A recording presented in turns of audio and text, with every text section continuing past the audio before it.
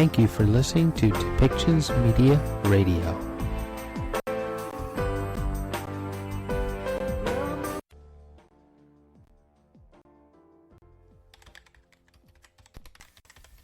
Welcome to Policy and Rights, the show about government policy and human rights.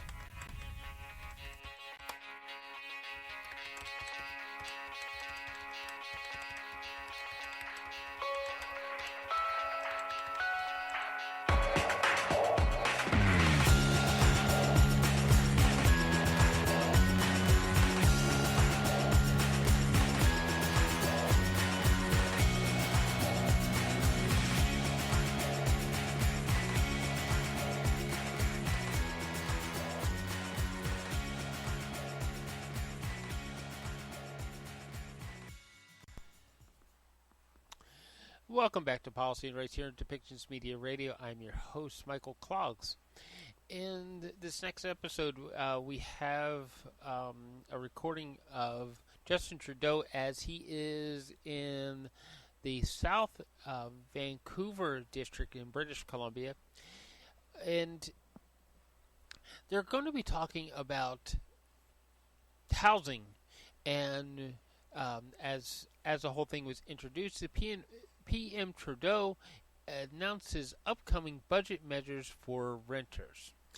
So they're going to be talking about housing and the effects of today's economy on housing and how maybe to make housing a little more affordable. So they're going to be introducing some new measures for renters, including a nationwide template or standard for landlords to use in their leases, and a few other things to go along with that to actually help make life a little bit easier for renters, and to some measures to help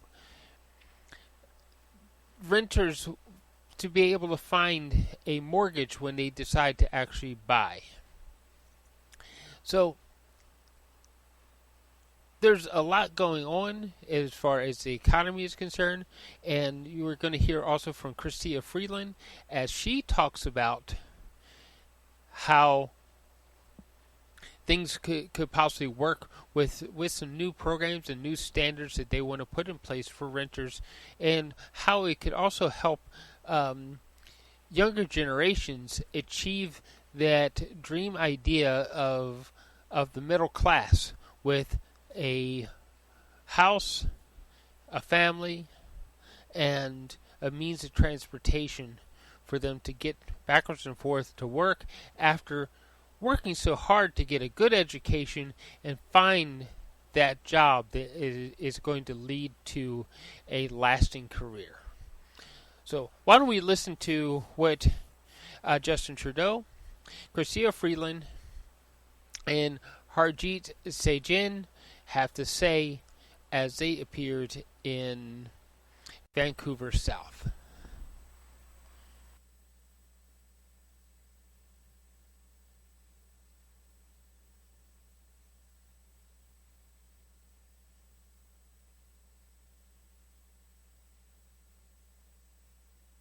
Good morning, everyone, and welcome to Vancouver South.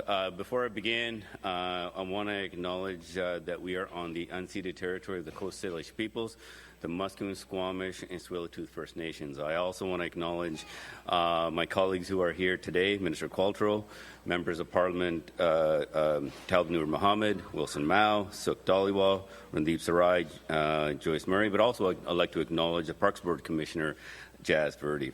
Now, in Vancouver South, I have so much I can probably use the entire hour talking about Vancouver South, but I really want to acknowledge our community today, because when back in 2014, then leader Justin Trudeau talked about having a voice in Ottawa. I want to give you a real example. What does it mean to have your community's voice in Ottawa? The community here advocated strongly for a senior center for a very long time, for years and on years. And one of the things that the Prime Minister said is, I want to give my member of Parliament a voice, and that gives a community's voice in Ottawa. So they have advocated. And I'm proud to say, because of the work of the community from Vancouver South, that we announced a $10.2 million funding for a senior center that's going to be going right next to this community center here. And I also want to acknowledge Herb Dollywall, the former member of Parliament from here, who actually got the Sunset Senior Center built. And this, I just want to say, would not have been possible without strong leadership. So it gives me great pleasure to introduce our Prime Minister, the Right Honourable Justin Trudeau. Thank you so much.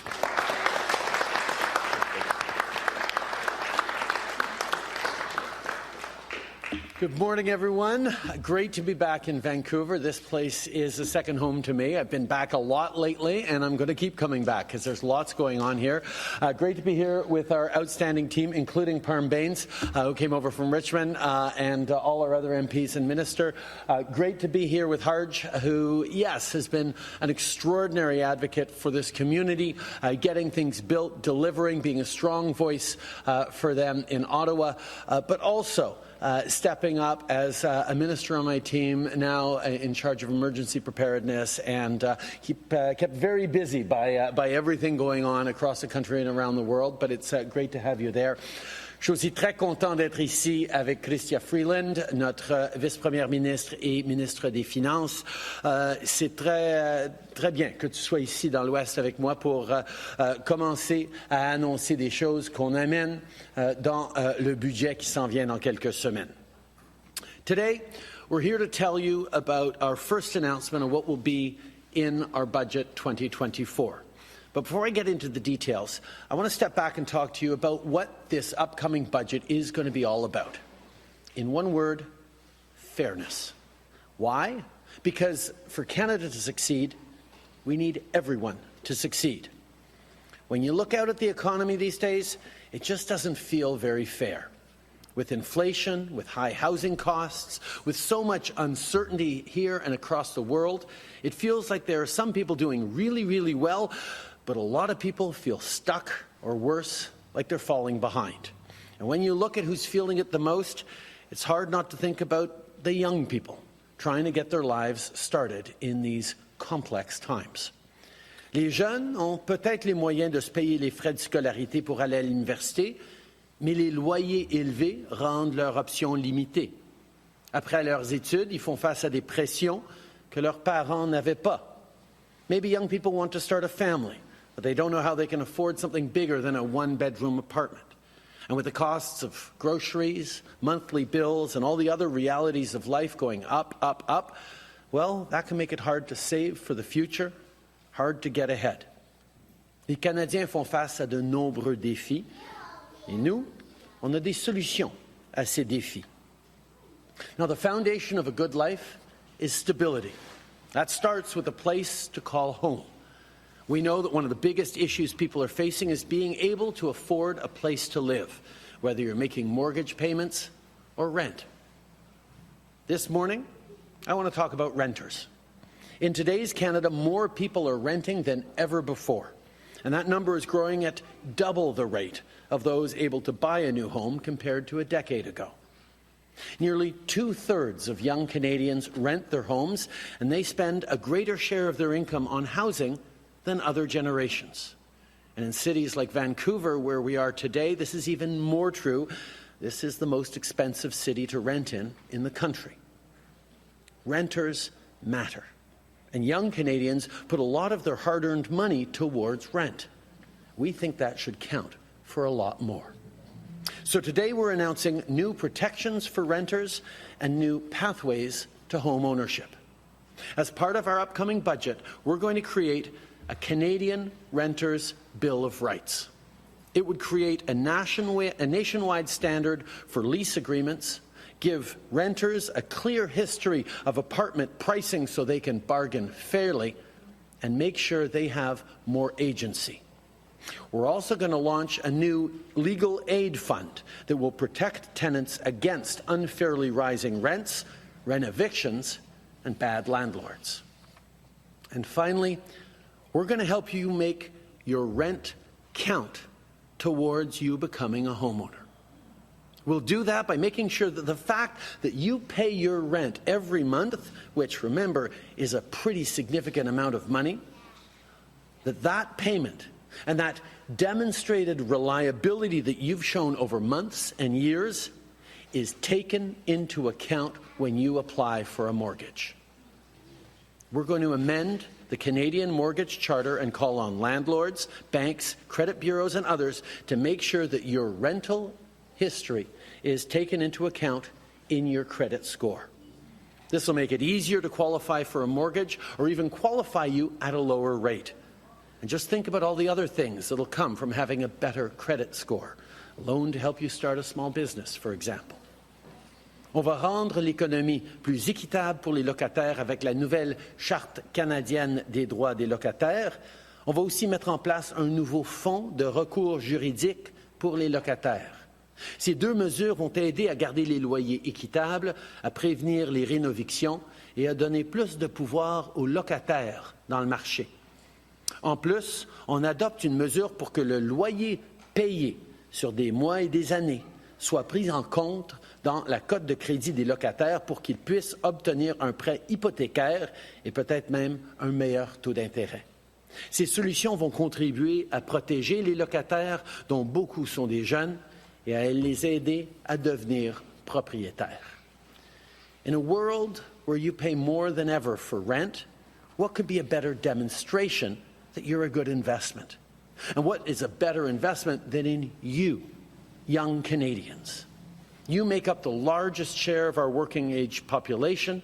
You work hard. You're creating, inventing, and developing incredible things that are building the future of Canada. You hustle. You are the heartbeat of the economy, and Canada's success in the 21st century depends on you. Now, there are renters of every age across this country, and these protections and opportunities will be there for every one of you. This is just one of the things that we're going to be doing in this upcoming budget to build an economy that is fair for every generation.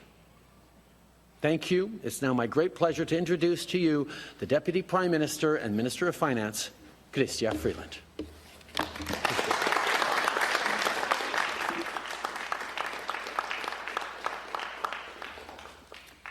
He doesn't need the step, but I do. Thank you very much, Prime Minister. Thank you so much, Harj, for hosting us here. Thank you to some of our amazing BC MP colleagues. It's so wonderful to see you. And thanks above all to the young people who are here with us, and especially the young families. I heard a few parents trying to shush their children as they sort of chirped while the Prime Minister was speaking. I can think of nothing nicer to hear in the backdrop than the happy voices of young children. And I'm grateful to the children and the parents who are here. Because our message today is about you. A fair chance to build a good middle-class life, to do as well as your parents or better, has always been the promise of Canada. Today, for too many younger Canadians, that promise just isn't being fulfilled. The hurdles are too high. Young Canadians are not getting a fair chance. Many younger Canadians had a really tough introduction to their adult lives. Millennials coming of age in the early 2000s endured the chaos and the challenge and the limited opportunities caused by the Great Recession. Many in Gen Z became adults during the COVID pandemic. What a hard time to enter adulthood. Both generations have strived to pursue careers and start families at a time of high inflation, high interest rates, and really high housing costs. It is so understandable that many young Canadians feel as though the deck is stacked against them. Something doesn't add up It used to be that if you studied hard, if you got a job, if you worked hard, your reward would be a good middle-class life. That was the equation. That was the promise of Canada. But today, younger Canadians can get a good job. They can work hard. But too often, that reward remains out of reach. There are so many wonderful young Canadians, some young families here with us today. And I know that you, like young Canadians I speak to across the country, are worried. You look at the way your parents live and you wonder, how will I ever be able to afford that? A similar sense of anxiety exists among those of us who care about you, about our younger generation, your parents, your grandparents, your older sisters and brothers. We're worried too. We feel for our younger generations who have faced unfair burdens and who face unfair obstacles. What so many parents have achieved for themselves, a degree of comfort, a degree of security, we want for our children too. We want your hard work to be rewarded, just as it was for us. We want you to face the future with a sense of optimism, a sense of anticipation, not with a sense of angst. Nous avons atteint un moment charnière pour les milléniaux et la génération Z. Ils sont remplis de talent et ont un potentiel énorme. Ils ont besoin de voir et de sentir que notre pays peut fonctionner à leur avantage, que la promesse du Canada peut encore se concrétiser. Ce que nous unit en ce moment, c'est le désir d'aider chacun à réaliser la promesse du Canada et d'avoir cette réelle chance de bâtir une vie au sein de la classe moyenne. And so to the younger Canadians here with us today, and to all of you across our amazing country, I just want to say, your concerns are real. You're not making it up. Your frustration is understandable. This isn't your fault, and it doesn't need to be your future. We have a plan to build a Canada that works better for you, where you can get ahead, where your hard work pays off, where you can buy a home, and where you can realize the incredible promise of our great country and get a fair chance at middle-class life. So, how will we do it? First, we are going to turbocharge the construction of new homes across the country. Because the best way to bring down home prices is to increase supply, and quickly. That's why we're cutting red tape and reforming zoning, so more homes get built and get built faster. We're also funding the construction of more apartments and affordable housing across the country. Over the coming days, and in the April budget, we are going to launch a no-holds-barred plan to wrestle down the costs of owning and renting a home. We need to make real the promise of Canada for younger Canadians, and we are going to pull every single lever and push every single button to deliver more housing without delay. Ensuite, nous réduirons le coût de la vie. Nous avons apporté des améliorations au filet de sécurité sociale du Canada pour toutes les générations afin de réduire le coût de la vie. Les garderies à $10 par jour font déjà économiser des milliers de dollars par année aux jeunes parents. De nouveaux programmes aident les gens à payer les rendez-vous chez le dentiste et les médicaments. y compris les contraceptifs, et viennent encore davantage alléger leur fardeau financier. Et, dans le prochain budget, nous prendrons encore d'autres mesures pour rendre la vie plus abordable et pour aider les jeunes Canadiennes et Canadiens à gagner du terrain. Third, we're going to grow our economy in a way that is shared by everyone. Our country works best when our economy is growing and when more opportunities exist for every generation. To drive the kind of growth that will move the needle for Canadians, we're going to use the coming budget to build on our efforts to increase investment, to enhance productivity, and encourage the kind of game-changing innovation that will create good-paying and meaningful jobs and keep Canada and Canadians at the economic forefront. We're backing groundbreaking industries, so Canada remains on the cutting edge of the technologies of tomorrow and the good jobs they will bring. We're working to empower more of our best entrepreneurs and innovators to put their ideas to work here at home in Canada. We're investing so our communities are great places to live, work, and raise a family. And we're going to work harder and do more to open up new career opportunities for Canadians. We're acting now and acting with purpose, because the costs of inaction today would be borne chiefly by younger Canadians. We'd be leaving them behind. And we can't and we won't do that.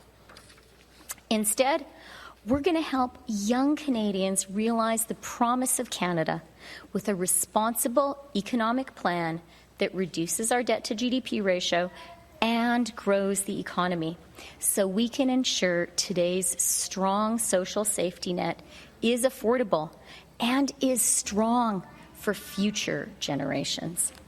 Today, as a next step in our plan, we are here to announce robust new protections for renters and an easier pathway to home ownership for people who are renting a place right now. More Gen Z and millennials are renting today than the generations that came before them. This is especially true here in BC. Here, almost 60% of Canadians between the ages of 25 and 34 are renters. In comparison, only 24% of people between the ages of 55 and 64 are renters. And we all know that renters are facing skyrocketing rent across the country, and we know renters need support right now. That's why we're introducing a new Canadian Renters Bill of Rights and a $15 million tenant protection fund. The Renters Bill of Rights, which we will develop in partnership with provinces and territories, will protect renters from unfair practices like rent evictions. It will make leases simpler by introducing a nationwide standard lease agreement and introduce price transparency by requiring landlords to disclose the price history of apartments. And the Tenant Protection Fund will increase access to legal services for tenants and support tenants' advocacy organizations. Because when renters' rights are supported, they have a better chance of staying in their homes and their communities. Unlike many other monthly payments, renters don't get credit for what is often their biggest expense, paying their rent on time. It doesn't help your credit score yet. When it comes time to buy a home, renters deserve credit for the money they spend on rent today and that they have spent on rent over the years. So we're going to ask banks, lenders, landlords, and fintechs to work together to ensure that on-time rent payments by renters help renters to get better credit and potentially qualify for a mortgage, and maybe qualify for that mortgage at a lower interest rate. This tool This element of fairness is going to be especially useful for people who rent and have little credit history. Pour les locataires milléniaux et de la génération Z, nous facilitons l'accès à la propriété et, en attendant, nous facilitons la location.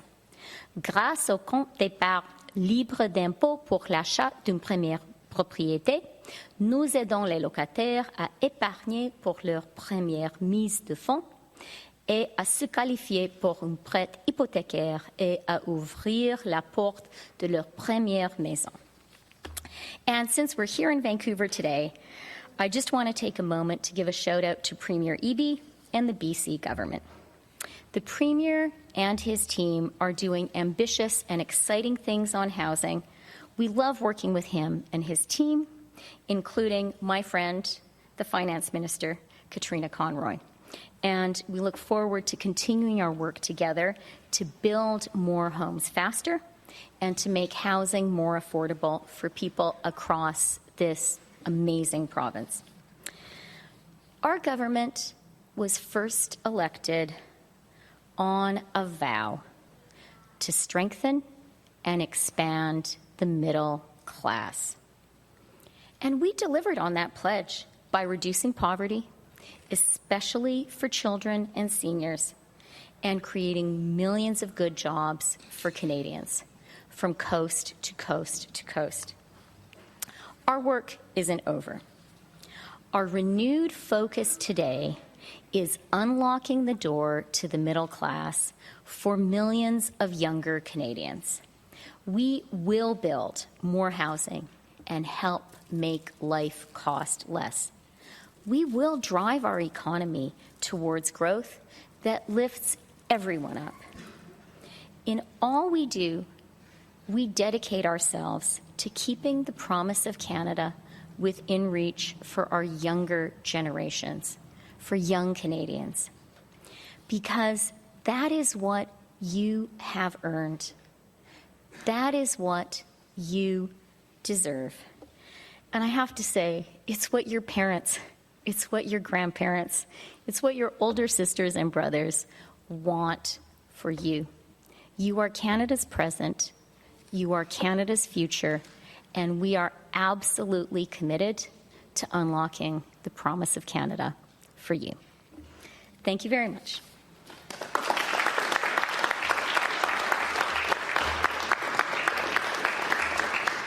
Merci. Nous allons maintenant passer aux périodes des questions. We'll now start the question and answer period. First question goes to Elijah Paulson from Global News.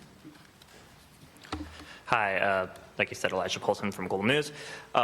In your press release today, you say that renters feel like the deck is stacked against them. Do you bear responsibility for that feeling after being in power the last 8 years? I think we've seen how important it is to support young people who are at the center of our economy and the center of Canada's success in the 21st century. And yet, we've seen time and time again international issues, whether it's inflation or interest rates or war or destabilized supply chains or a pandemic or climate change, knock young people about. We need to meet them where we are. Yes, we have invested massively in housing over the past years, but there is a need to do more. There is something fundamentally unfair about the fact that young people or renters pay $2,000 a month for rent, whereas someone paying $2,000 in their mortgage payments gets credit for that, gets to build their credit score, gets to access more financing from the banks. But if you pay $2,000 every month in rent, or even more in many cases, that doesn't count towards anything. That's not taken into account in evaluating you as someone who can be offered a mortgage and a pathway to home ownership. That's something that the number of renters increasing across the country, and quite frankly, the raise in rents across the country is requiring us to do. So that's why the heart of this announcement is about making sure we're focused on fairness. Fairness for renters, fairness for young people, fairness for the future. We're bringing forward a number of measures today to focus on renters, but over the next weeks, we're going to be talking about all the different things we're doing to bring in fairness for young people and for all Canadians. Great. And just a follow-up, 2 out of the 3 measures you're announcing today require substantial buy-in from either the provinces or the banks. Do you think those measures will be enough to win back millennial and Gen Z voters who previously had overwhelmingly voted for you, but have now moved to the Conservative Party? I got into politics focused on young people. I was a high school teacher here in BC. I got in as a youth advocate and an environmental activist, and I made working for young people the center of my campaign to become Prime Minister and have focused on them ever since. And the reality is, young people who are key to our present and obviously key to our future are seeing a system that is stacked against them. That's true in Canada, but it's true elsewhere around the world. So what we're focused on now is making sure that young people can see their success in the economy, can see that their hard work is going to build a stable, better life for them. And we're starting today by recognizing that so many young people are renters, and being renters don't see anymore that pathway towards home ownership that was available to previous generations. One of the things we're doing to change that today is by, yes, working with banks, with lenders, with landlord associations, and with fintech innovations in the financial sector that are already moving forward on measures like this, to make sure that anyone who's paying rent anywhere across the country is able to demonstrate that reliability of paying rent every month as being worthy of the kind of investment that banks can make to get a mortgage later on. It's about changing the rules of a game in a way that meets young people where they are and responds to their hopes and dreams for the future. That's what I'm really excited about right now. Next. Okay. Je me suis lancé en politique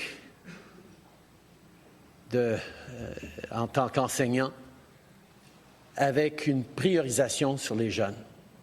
Je savais que d'amener les jeunes à s'intéresser à la politique et de les équiper pour un avenir qui est en train de se transformer, un monde qui est en train de changer, était nécessaire.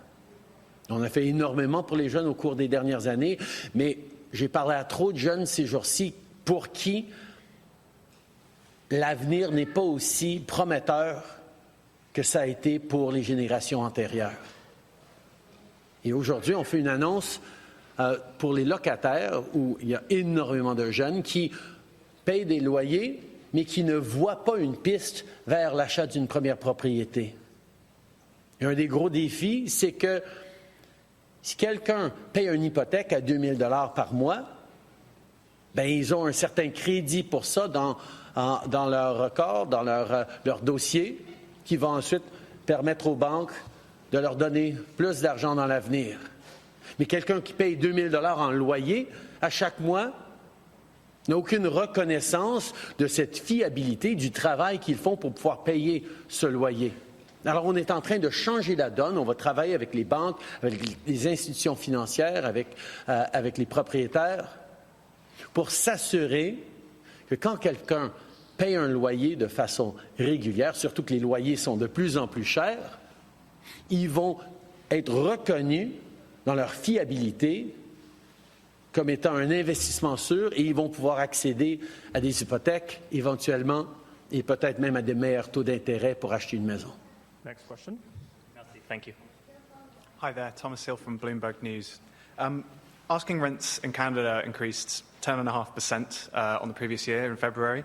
Do these measures go far enough to address rental inflation, and have you modelled how much of an impact you expect them to have? We know that rents have gone up across the country because of a few different factors. First of all, a shortage of housing, a shortage of apartments for rent, a shortage of units available on the market, which of course drives up prices. Which is why over the past year, including by removing the GST on purpose-built rental housing, which has led to many new apartment building projects going up, the Housing Accelerator Fund, which is changing the way municipalities zone and build density, We're investing massive amounts of not just money, but effort and partnerships in increasing supply across the country so there are more units, which will keep prices down. At the same time, we know there's challenges on the supply side as the population of temporary residents in this country has reached 6.5% of our total population, up from around 2 or 3% just 5 or 6 years ago. That's put tremendous pressure on the rental market, and that's why we're turning the dial a little bit on temporary residents, whether it's international students or temporary foreign workers, to make sure that they are a number that can be properly absorbed by our housing stocks. So we're working both on the demand side and on the supply side. But the reality is young people are spending a huge amount of their income on rent. And if you look at someone who pays a $2,000 mortgage, they're getting recognition and credit for that from the bank as part of their credit score. But if you're paying $2,000 a month on rent, that gives you no kudos. It gives you no credit. It gives you no recognition that you are working hard to meet your obligations and pay a sizable sum every month.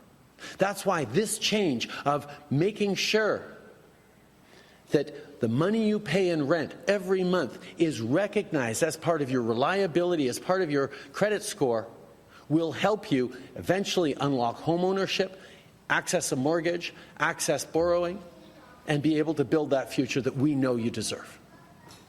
Thank you. And if I could ask a follow-up on the talks with the provinces and territories, have you started those, and how long do you expect that to take?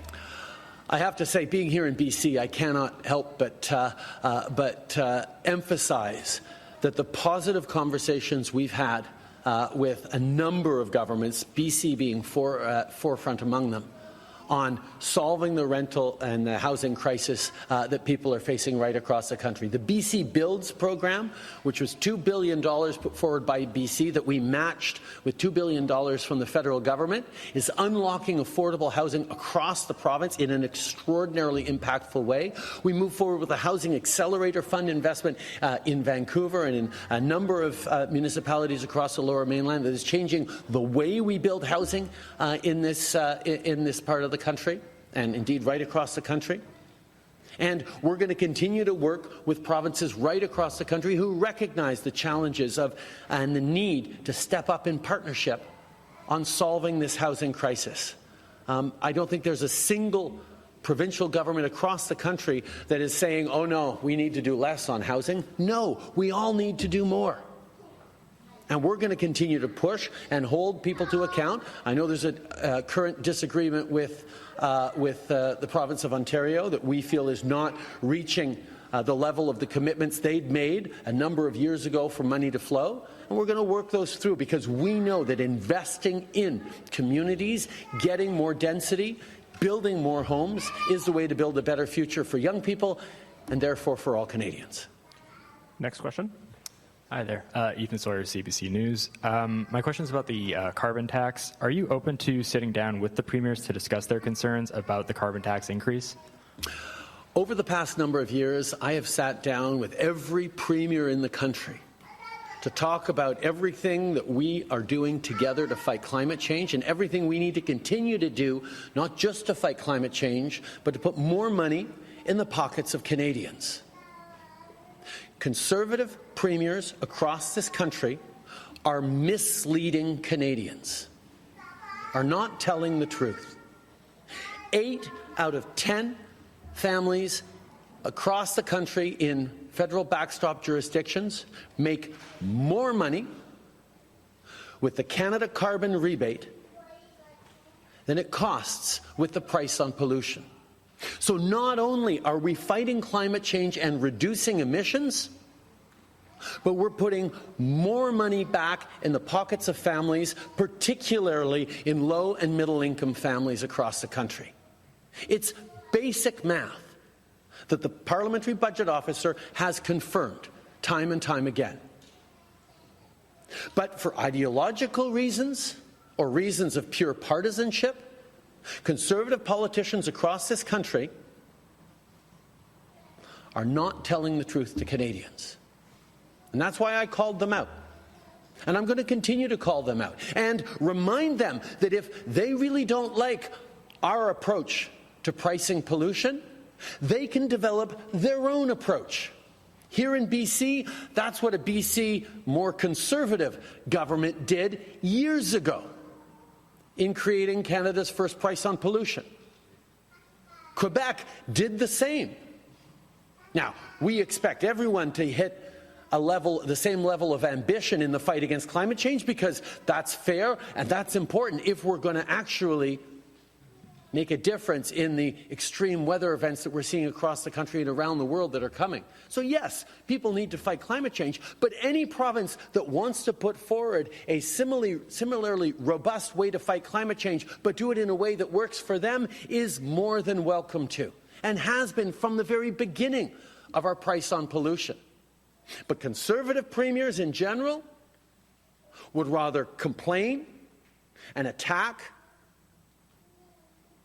and mislead Canadians for narrow political gain because of both an ideological objection, apparently, to fighting climate change, but also to an unwillingness to recognize that we are putting more money in people's pockets with rebate checks that Pierre Poilievre wants to take away from Canadians. And to put an even clearer point on it, we announced a doubling of the rural top-up that hits millions of Canadians across the country, and that's being held up in the House of Commons by Pierre Poilievre and his Conservative Party that are preventing that doubling of the rural top-up, money in the pockets of Canadian living in rural communities across the country, from having that money to help with the high cost of living on every different level. That's irresponsible by Conservative premiers, and I'm going to continue to call out all Conservative politicians who are doing that. Thanks. One follow-up. CSE confirms Canada has been targeted by the same hackers the U.S. and UK have sanctioned for an alleged cyber espionage campaign tied to China. When was Canada targeted and what happened? Why didn't Canada impose sanctions too? And if I can get an answer in French as well. We've seen over the past number of years increased cyber attacks from foreign actors, including state actors around the world. The CSE report was very clear on that. But it is also very clear that we are taking concrete actions to counter that, to create more resilience and robustness in our cyber defense systems across the country, and to keep Canadians and our economy safe. It is not correct, and it's not right that cyber actors continue to act with such irresponsible impunity in our economies around the world, and we're continuing to work with our Five Eyes partners and other international partners to make sure that we're both protecting ourselves and ensuring that we're protecting into the future. La réalité, c'est qu'il y a de plus en plus de cyberattaques à travers le monde qui ciblent nos démocraties, nos économies en tant que pays occidentaux.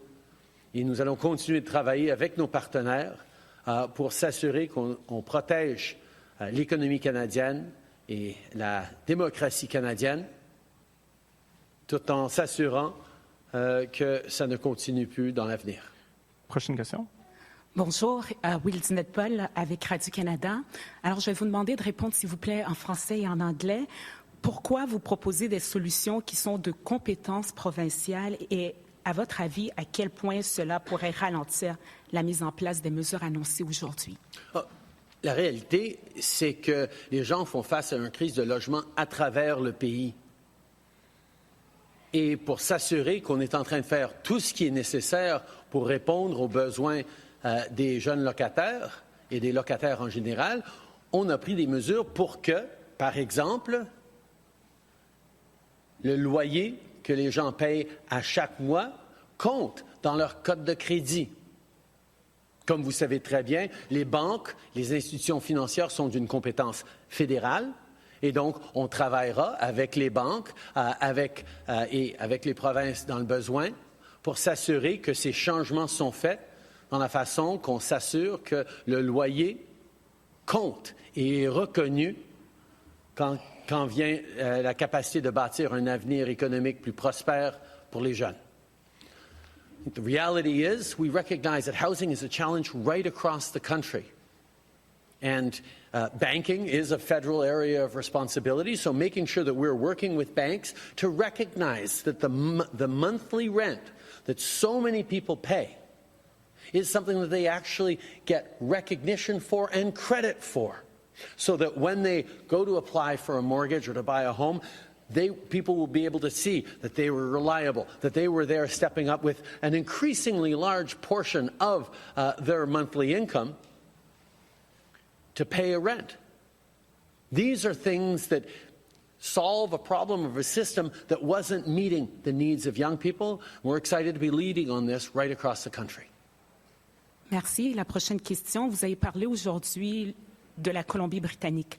On sait à quel point c'est difficile pour de nombreux résidents en ce moment et on annonce 15 millions pour l'ensemble du pays. J'aimerais savoir qu'est-ce que ça va changer concrètement parlant en date d'aujourd'hui alors que plusieurs personnes ont du mal à se loger ces mesures annoncées. Attendez, on a investi 4 milliards de dollars en fonds d'accélération pour la construction de logements. On est en train de changer les règles au niveau des codes de crédit. Ça va faire une grande différence. On a investi des centaines de millions de dollars en abordabilité, en logement abordable. On a enlevé la TPS sur les constructions de nouveaux appartements, ce qui est en train de bâtir plus de blocs à appartements. On est en train de faire énormément de choses, mais aujourd'hui, effectivement, on fait une annonce importante de 15 millions de dollars pour les associations de locataires, de défense des droits des locataires, pour que des gens qui font face à des situations injustes ou qui se font mettre dehors à cause d'une rénovation, ont des capacités de se défendre. C'est de l'argent qui est là pour aider et appuyer les gens qui font face à des injustices. Et ça fait partie de la donne pour rendre un petit peu plus équitable notre système pour les jeunes et pour les locataires. Merci. Last question. Hi, Prime Minister Javad Siddiqui with Omni Television. This is regarding India-Canada relations. So how is India's cooperation shaping up on the assassination investigations of Canadian citizen Hardeep Singh Nijjar when Canada has credible allegations and India expects Canada to complete its own investigation first? The killing of a Canadian citizen on Canadian soil is something that we all should take extremely seriously. And the credible allegations that agents of the Indian government were involved in that is something that we did not declare lightly, but our responsibility to protect all Canadians from illegal actions by foreign governments is something that, as a country grounded in diversity, we need to take very seriously. That's why we've been unequivocal about standing up for the rule of law and ensuring that the appropriate investigations are being done in full accordance with our justice system and our police independence. At the same time, we're looking to work constructively with the government of India to get to the bottom of this, to understand how this could have happened, and to make sure that no Canadians are ever vulnerable again to foreign interference by any international power. And just switching gears back to today's announcement, when are you expecting to see the Bill of Rights in place, knowing that provinces would have to develop it? And then also, what's your estimate of how many renters in Canada may be able to make switch from renting to buying? And should they expect that this would be applied retroactively or after the legislation is passed? Establishing the principle with banks and lending institutions that people should get credit for the rent that they pay every month is something that, quite frankly, banks and financial institutions want to do. It will allow them to get more and more customers and get a more reliable picture of who they can lend to and who's going to be able to be part of a path towards home ownership in the coming years.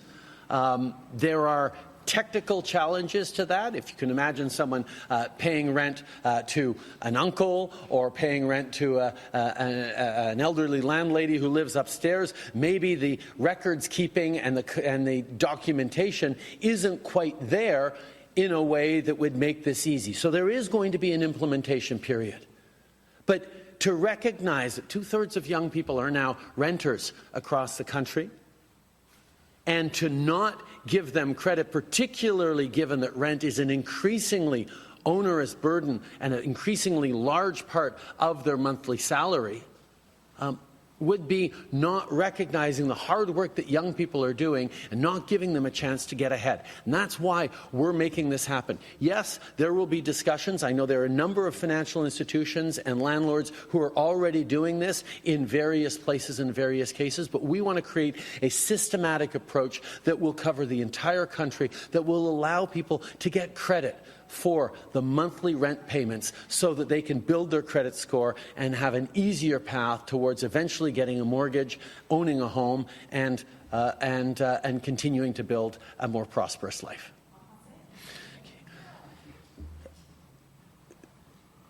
Nous savons que c'est un défi de s'assurer que tout le monde qui paye un loyer va pouvoir avoir ce loyer reconnu au niveau de leur code de crédit, parce qu'il y a bien des gens qui louent de particuliers ou d'une personne qui a seulement un appartement à louer, et d'avoir la transparence et la rigueur pour pouvoir appliquer ça à leur code de crédit va prendre un peu de travail. Mais je peux vous assurer que les institutions financières, comme les banques, sont très ouverts à faire ça. Il y en a plusieurs qui font déjà à petite échelle, parce que ça crée plus d'informations sur des jeunes qui sont fiables pour pouvoir faire une hypothèque. Si tu peux payer un loyer de 2 000 $ à chaque mois, ça rassure les institutions que tu vas pouvoir payer une hypothèque de 2 000 $ à chaque mois. Donc, c'est une façon de reconnaître ce que les jeunes sont en train de faire maintenant, le travail qu'ils livrent maintenant, pour pouvoir bâtir un avenir meilleur. Et oui, ça va prendre la coordination entre les propriétaires, les institutions bancaires, mais c'est quelque chose qui est déjà en train d'être fait à petite échelle dans certains endroits. On va pouvoir travailler pour établir ça à travers le pays. Merci beaucoup tout le monde. Thank you, everyone.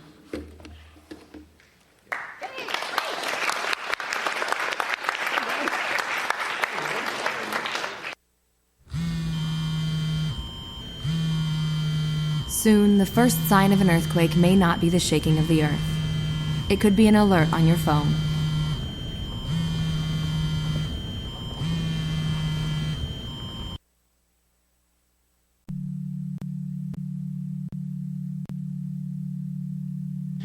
Okay, final thoughts. And okay, the economy is out of whack. We all know that. We when we go to the pumps to pay for gas, when we go to buy food. Hey, you know what? I just had a date night with my wife over the weekend, and okay, all honesty, we're allowed our senior discount because hey, we're both over that particular age that we could have a senior discount. And with the senior discount, the bill was still higher, because it's one of our favorite restaurants. The bill was still higher than what it usually was, because the price of food, the price of the fuel used to be able to cook the food, or electricity to cook the food, the cost to operate the business in general has gone up. The cost of living for everyone around has gone up. So these things are getting built into our society, and it's starting to snowball. Justin Trudeau talks about the economy as though he has no way of having an effect on it. We hear Chrystia Freeland talking about how rough it is out there on people and how our youth is struggling to find that middle class existence. But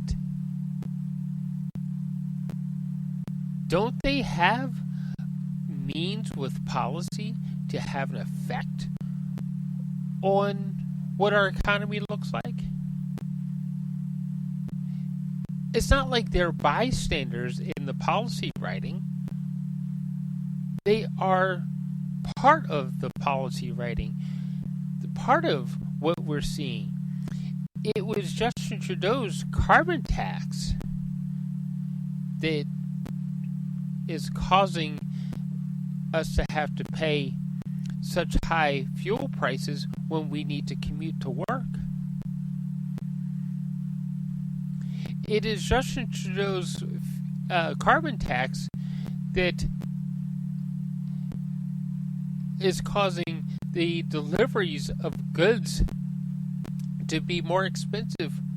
That fuel, it has to be added in to the cost of the deliveries to stores, to our homes. So we pay more for that. We pay for it at the pump, and then we have to pay for somebody else to fuel up their vehicle to be able to deliver to us. Maybe Justin Trudeau needs to remember that he is the Prime Minister, PM Trudeau, Prime Minister Trudeau, the Right Honorable Trudeau, needs to remember that he's the one who has an effect on what our economy looks like. It's nice that he's coming up with new programs to help, for measures to help with renters. That's awesome. We need that sort of thing. But we need him to pick and choose where the government grows and where the government should shrink, so that we don't have to pay higher taxes, so that we can enjoy a lower cost of living and yet have a wonderful life.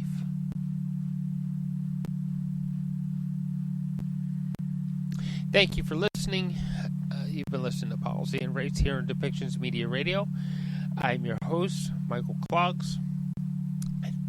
Please find that subscribe button wherever it is and support us.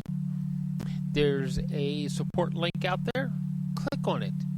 Give us some support and help us to deliver messages about human rights and what our government is doing about them or is not doing about them, and help us spread joy and love to everyone's home, one podcast at a time.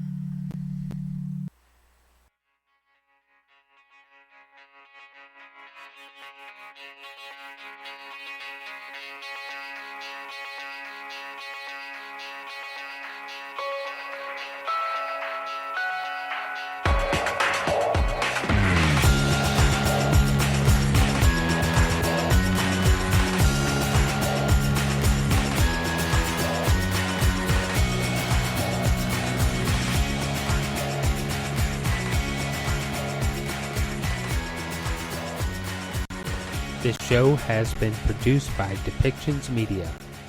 Please contact us at depictions.media for more information.